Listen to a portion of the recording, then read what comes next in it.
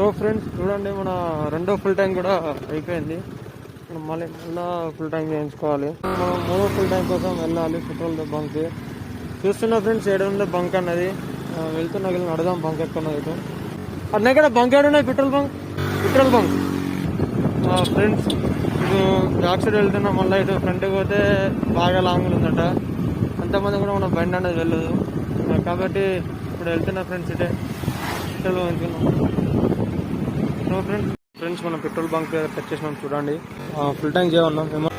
Okay friends, మనం మళ్ళీ full tank వచ్చేసినాం. చూద్దాం ఎంత పడుతుంది. పంపిస్తా